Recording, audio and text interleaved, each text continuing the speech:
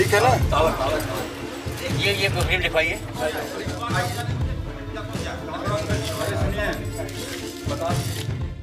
ज्ञानवापी मस्जिद के निचले कमरे का ताला खुला और इसके साथ ही सामने आया वो संसार जिसके सर्वे से पता चलेगा क्या वाकई ज्ञानवापी मस्जिद को मंदिर तोड़कर महादेव के धाम के ऊपर बनाया गया।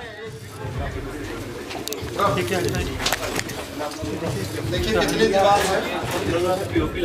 एक साइड से, ठीक है। ताला खुलते ही जब लोग अंदर पहुंचे तो सामना हुआ गुप्त अंधेरे से, और इस अंधेरे में जब टॉर्च की रोशनी मारी गई तो सबसे पहले नजर आया पान का पत्ता। कमरे के अंदर एक पत्थर के नीचे जब कैमरे की नजर गई तो पान के 2 पत्ते नजर आए। इन पत्तों को गौर से देखेंगे तो आपको पता चलेगा कि पत्तों के अंदर कुछ आकृतियां हैं। अगर आप इतिहास को पढ़ेंगे तो आपको पता चलेगा कि सदियों पहले उत्तर भारत में प्राचीन नागर शैली का प्रचलन था। उत्तर भारत के कई मंदिर नागर शैली में बनाए गए हैं। नागर शैली में मंदिरों की साज सज्जा के लिए प्राकृतिक चिन्हों जैसे फूल, पत्तों और बेलों का इस्तेमाल किया जाता था, और इसी वजह से सवाल उठ रहा है क्या ज्ञानवापी के तहखाने में मिले ये चिन्ह नागर शैली से जुड़े हैं, और क्या ये महादेव के मंदिर के ही वो अवशेष हैं जिन्हें औरंगजेब के हुक्म पर मस्जिद के नीचे दबा दिया गया था। पान के पत्ते का आकार है राजेंद्र जी। पान के पत्ते के आकार पर, पान के पत्ते के आकार पर कला के पत्ते का बना हुआ कलाकृति दिख रही है। कुछ भाग दीवार में, कुछ भाग बाहर है। खाने के दरवाजे के ठीक तरफ। दो टॉर्च और दो। टीम आगे बढ़ती है। चूंकि तहखाना था तो यहाँ रोशनी और हवा दोनों की कमी थी। पसीने से लथपथ टीम का कैमरा जब आगे बढ़ा तो नजर आए दीवार में कुछ बड़े आकार, जिन्हें देखकर लग रहा था कि इन्हें ईंटों के सहारे बंद किया गया हो। जिस वक्त कैमरा इन बड़े आकारों को शूट कर रहा था उसी वक्त टीम का एक सदस्य जानकारी दे रहा था कि ये आकार दरअसल अर्ध गोलाकार दरवाजे थे जिन्हें बंद किया गया। देखिए कितनी दीवार है।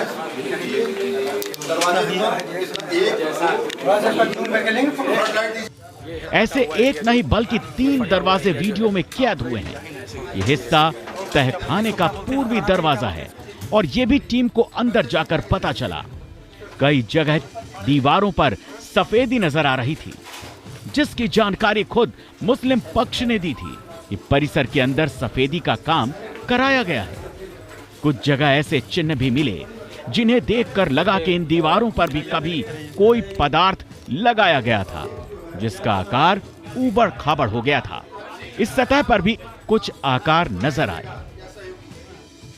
ये है फटा हुआ एरिया जो ये फटा हुआ एरिया जो है पूरा डिजाइन है। इसको क्या बोलते हैं राणा भाई, क्या बोलते हैं इसको? राणा भाई क्या बोलते हैं?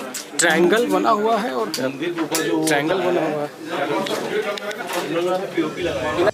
टीम आगे बढ़ती रही और साथ ही साथ तहखाने से जुड़ी जगह के सच सामने आते गए और कैमरे में कैद हुआ एक ऐसा ही सच था, स्तंभ। अंदर बढ़ने के कुछ ही देर बाद एक टीम को एक स्तंभ मिला और इस खंबे पर थे ठीक वैसे ही आकार जो किसी मंदिर की घंटियों के होते हैं। चूंकि इस्लाम में घंटियों को इबादत की प्रक्रिया में इस्तेमाल नहीं किया जाता, इसी वजह से एक बार फिर सवाल उठा, क्या ये घंटियां मंदिर में पूजा पद्धति की प्रतीक हैं?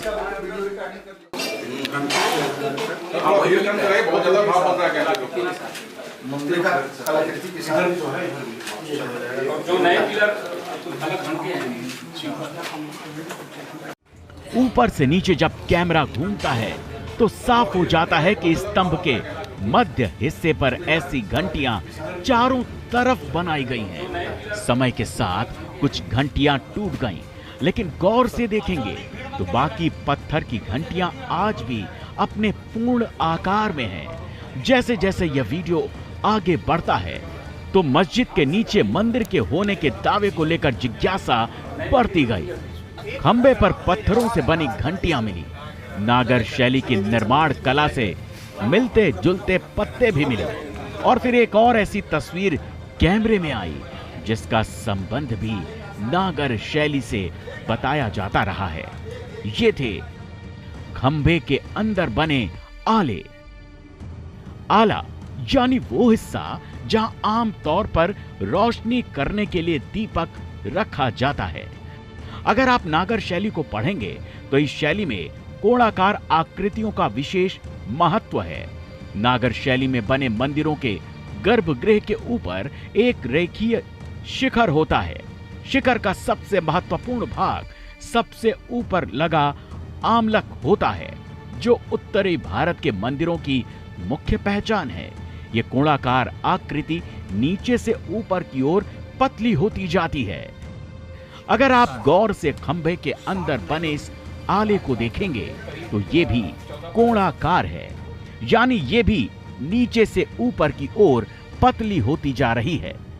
तो क्या ये माना जाए कि ये चिन्ह है उस नागर शैली का जिसके आधार पर महादेव के मंदिर का निर्माण किया गया था?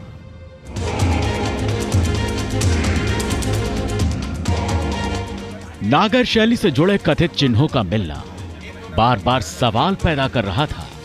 क्या वाकई ये मंदिर के वही अवशेष हैं जिन्हें दावों के मुताबिक मुगल काल में तोड़ा गया था? मौके पर मौजूद हिंदू पक्षकार बार बार इसी सवाल के साथ तहखाने की दीवारों को देख रहे थे और टीम अपनी रिकॉर्डिंग को आगे बढ़ा रही थी।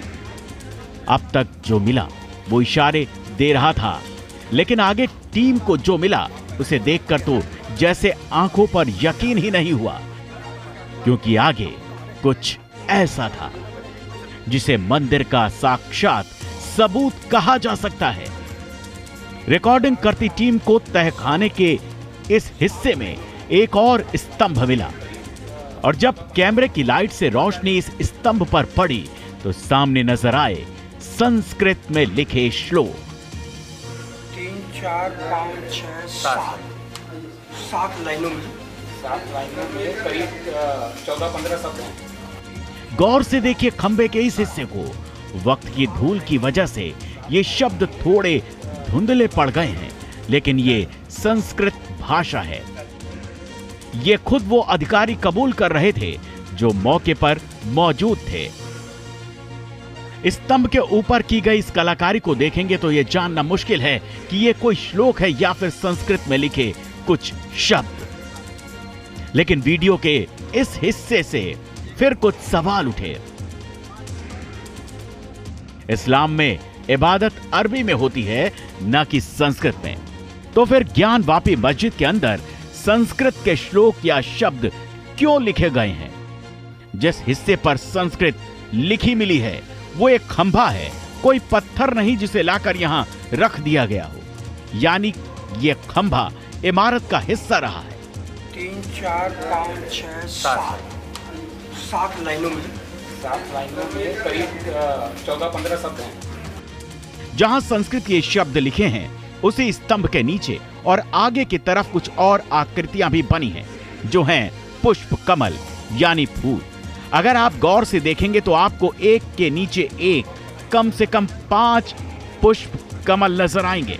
इस किस्म के पुष्प कमल भी नागर शैली के निर्माण का हिस्सा माने जाते हैं। जैसा कि हम आपको पहले भी बता चुके हैं कि प्राकृतिक चिन्ह नागर शैली के निर्माण की विशेषता माने जाते हैं। ये भी ठीक उसी किस्म के पुष्प कमल हैं और इसी वजह से दोबारा अंदर से एक प्रश्न उठता है, क्या ये पुष्प कमल मंदिर के प्रमाण है? कथित पुष्प कमलों को शूट करता कैमरा जब थोड़ा घूमता है तो एक और चौंकाती तस्वीर सामने आती है। चूंकि तहखाने के जिस हिस्से में वीडियो शूट किया गया वहां काफी अंधेरा था, तो आपको गौर से इन आकृतियों को देखना पड़ेगा। इन पुष्प कमलों के साथ आपको कुछ पत्तियां भी नजर आएंगी, फूल और पत्ती एक साथ। फिर कयास पैदा होता है, क्या ये नागर शैली में बनाए गए मंदिर के ही चिन्ह हैं?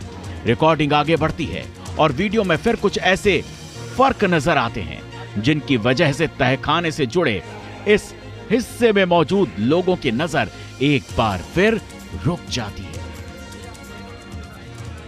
इन अवशेषों के कुछ हिस्से आपको पत्थर से बने नजर आएंगे तो कुछ हिस्सों में ईंट नजर आएगी, वो ईंट जिनका इस्तेमाल आधुनिक युग में किया गया है। हालांकि भारतीय इतिहास में ईंटों का जिक्र हड़प्पा मोहनजोदाड़ो से मिलता है, लेकिन मिट्टी की उन ईंटों और भट्टी में पकाई गई ऐसी ईंटों में बड़ा फर्क होता है। इसी वजह से वीडियो रिकॉर्डिंग देखने के बाद सवाल उठता है, क्या मस्जिद के इस हिस्से की संरचना में बदलाव किया गया? क्या वाकई मंदिर से जुड़े प्रमाणों को छिपाने के लिए ये नए निर्माण किए गए? T news nation.